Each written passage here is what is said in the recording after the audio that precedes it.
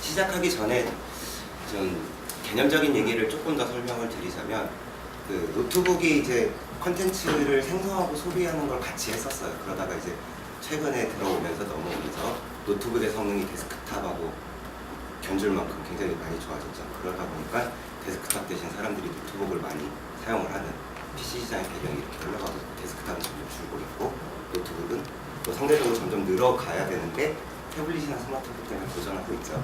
다들 스마트폰 쓰시고 있으실 거고 태블릿도 가지고 계시지만, 여전히 노트북은 그 태블릿이나 스마트폰이 하지 못하는 컨텐츠를 생성하고 또 컨텐츠를 보유하고 자기가 그 스테이하는 그런 어떤 하나의 매개체로서의 역할은 앞으로도 꾸준히 계속적으로 하게 될 것이라고 보여집니다. 한간에는 태블릿이 노트북이나 PC를 앞지르고 없앨 것이다라는 뭐 이런 여러 가지 판단들이 나오고 있지만, 또 시장을 판단하는 측면에서는 노트북은 이제 콘텐츠를 생산하는 그런 역할을 꾸준히 계속 하게 될 것이고요.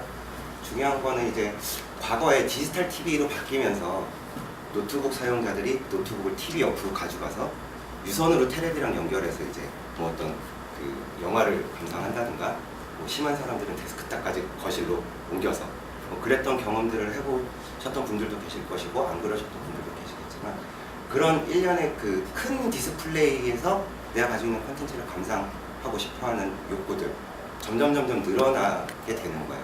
한 2, 3년 전부터 엔스크린이라는 말들이 계속 나오기 시작을 했죠.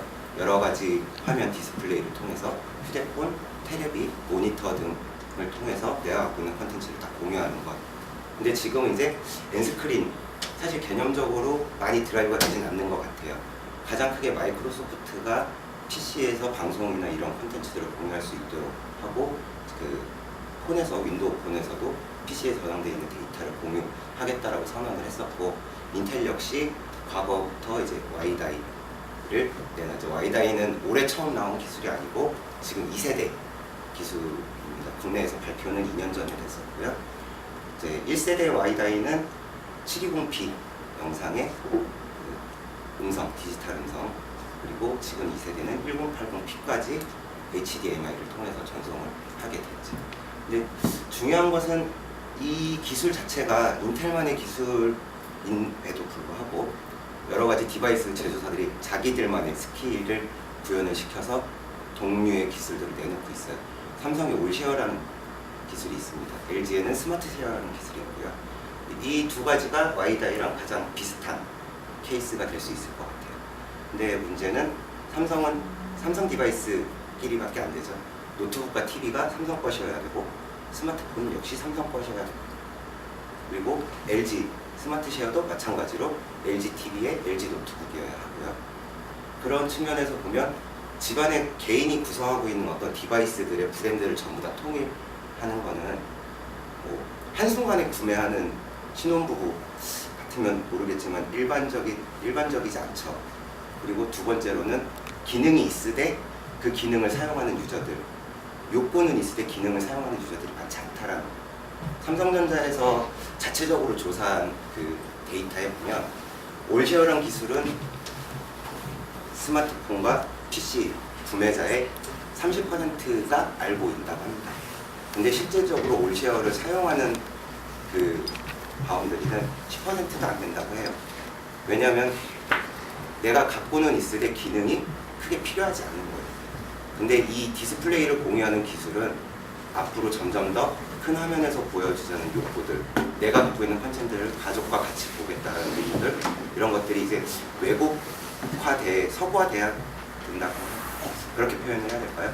좀 그래서 앞으로 더 많이 사용이 될 것이고 더 많이 점점 이 시장이 커지지 않을까라는 측면에서 뭐 관련 업계 기자들이나 전문가들이 집중하고 있는 기술입니다.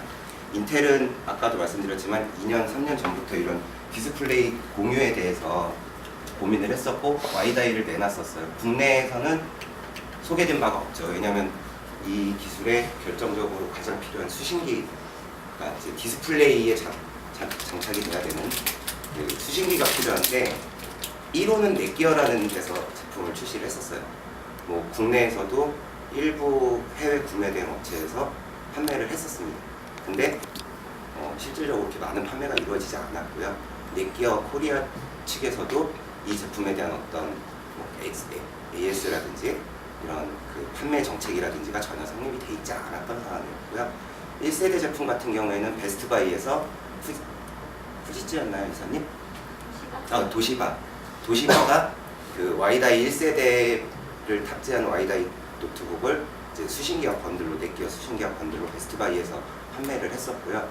국내에는 이제 삼성, LG, HP, 삼보, 델 등이 와이다이 노트북을 올해 샌디블 2세대 인텔 코어 CPU를 탑재해서 판매를 하고 있는데 이벤트를 할지 안 할지는 모르겠으나 기자의 측면에서는 사실 이 와이다이 기술을 좀 일반 소비자들한테 널리 알리기 위해서는 번들화가 되면 참 좋지 않을까라는 생각을 합니다. 지금부터 데모를 조금 시연을 해드릴 건데요.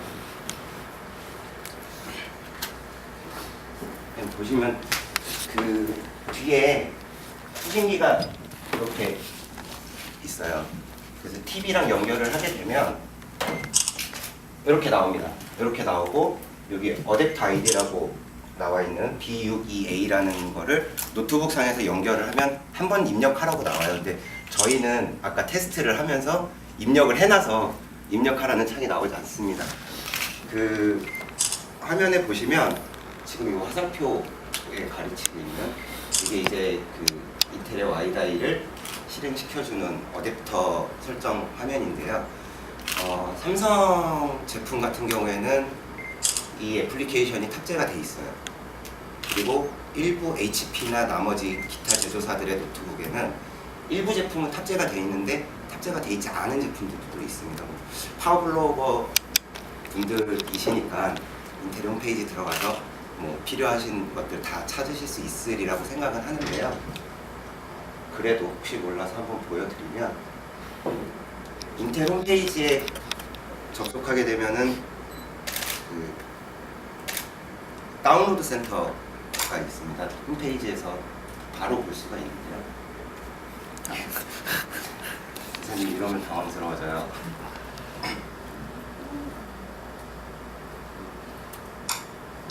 그냥 안 만지고 아깝고 보여드리고 거기 가시면 이제 여러 가지 카테고리를 선택하게 돼 있는데 무선 기술에 가시면 인텔의 와이다이 소프트웨어를 다운받으실 수가 있습니다. 당연히 운영체제에 맞는 거 받으셔야 될 거고요. 그래서 이렇게 해서 설정을 하게 되면 이 애플리케이션을 실행을 시키게 되면 그 어댑터를 선택을 할 수가 있어요. 어댑터를 선택하면 지금 저희는 두 개의 수신기를 갖고 있는데요. 하나는 빔 프로젝터, 하나는 지금 TV에 돼 있습니다. 그래서 저는 보여드려야 하니까 지금 TV를 연결한 상태고요. 연결을 끊으면 네, 빔 프로젝터에 제가 지금 연결한 상태고요. 연결을 하게 되면 이제 나오게 되겠죠, TV로. 사용하는 방법은 두 가지가 가장 유용한 것 같아요. 지금처럼 디스플레이를 이제 복사해서 그대로 내가 보고 있는 화면을 큰 화면에서 보는 거죠. 영상을 하나 보여드리겠습니다. 더 크게 보세요. 뭐해? 언니, 응? 내일 뭐 입지? 같이 고르자. 이거랑 어? 야, 화면이 너무 작잖아. 그런가? 유나야, 이 TV로 쏴서 볼. 화면이 너무 작잖아. 이 인텔의 지금 모델인 소녀시대가 촬영한 데모 영상인데요. 이렇게 해서 복사로 보시는 방법이 있고요. 뭐 당연히 생각하시는 것처럼 디스플레이 확장 기능이 있습니다. 확장 기능을 사용하면 이제 빔 프로젝터를 제2의 세컨드 모니터로 쓰게 되겠죠.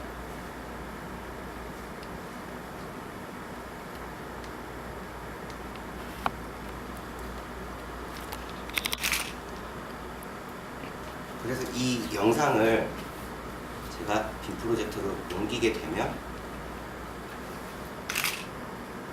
넘어가게 됐죠.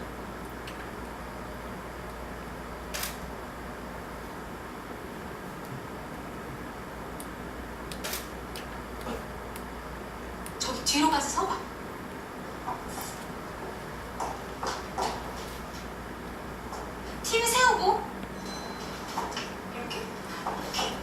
일반적인 자, 분석 그게 지금부터 유나의 가능한가요? 패션쇼를 시작합니다. 짜잔. 다음. 귀엽다. 오, 멋진데. 내가? 아니, 인테리?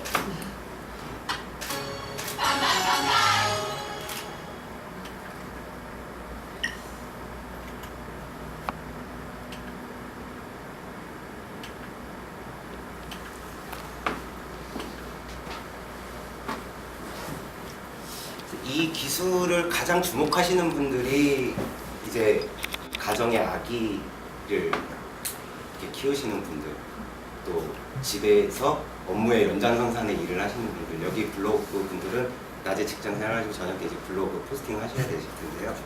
그럴 때 참 여러 가지 아이들 때문에 노트북이나 뭐 PC 얼마나 현실적인지 저는 아이가 없어서 잘 모르겠습니다만 아이를 키우시는 분들은 굉장히 많은 공감을 하시더라고요. 그래서 그럴 때 영상을 TV와 노트북과 분리해서 틀어주고 본인은 본인의 업무를 볼 수 있다는 거, 또 영화를 보고 싶을 때 굳이 노트북을 TV 옆으로 가져가지 않고 노트북에서 USB로 옮겨서 뭐 컴포넌트로 USB를 다시 갖다 꽂아야 되는 불편함, 또 그런 경우에는 코덱이 또 결정적인 역할을 하게 되죠.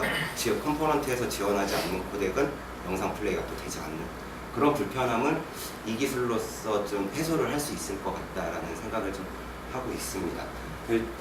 회의할 때도 참 편리한 것 같아요. 저희 같은 경우에는 이제 기자들이 PPT 이런 프레젠테이션 할 일은 많이 없는데 회의가 많은, 특히 이제 발표가 많은, 회의 때 발표가 많은 그런 기업에서는 아이다이를 지원하는 노트북을 직원들이 가지고 있다는 전제 하에서 그런 프레젠테이션을 공유할 수 있는, 굉장히 빠르게 할 수 있고 또 설정을 크게 할 필요도 없거든요. 그래서 저희도 좀 이따 이제 이사님께서 울트라북 소개하실 때 제가 지금 사용하고 있는 이 빔 프로젝터를 이사님 노트북으로 넘겨드릴 거예요. 저는 여기서 연결을 끊으면 되고 이사님은 연결 버튼만 누르시면 되죠. 이게 굉장히 여러 가지 유용하게 사용될 수 있는 어떤 특정 그 업종이나 어떤 환경이 좀 있을 것 같고요. 주목해 보시다 보면 또는 가정에서 사용하시다 보면 굉장히 편하게 사용할 수 있는 어떤 하나의 디스플레이 방법이 되지 않을까라고 생각합니다. DNLA라고 아시는 분? 네, 집에서 완벽하게 구축하고 계신 분 계세요 혹시? 홈 네트워크를 나는 무선으로 완벽하게 구축하고 있다. 예, 한 분 계세요. 파워 글로벌을 10분을 모셨는데 그 중에 한 분 계세요. 저도 예전에 과거에 이제 집에서 그걸 구축해보려고 굉장히 많은 노력들을 했었는데 쉽지 않습니다, 사실. 일반인들이 우리 집에 무선 네트워크로 홈 네트워크를 구축해야 돼. 인터넷을 찾아서 공유기가 하나밖에 없는데 공유기 하나 더 사서 서브로 바꿔야 되고 어떤 아이는 허브로 써야 되고 그런 설정들 집에서 하기 어렵거든요. 근데 사실 그 홈 네트워크를 구축하는 가장 중요한 목적은 내 PC에 담겨있는 콘텐츠를 TV나 다른 데서 보겠다라는 거거든요. 그런 측면에서 봤을 때는 굉장히 쉽고 편리한 기술임에는 분명한 것 같습니다. 제 발표는 여기까지고요.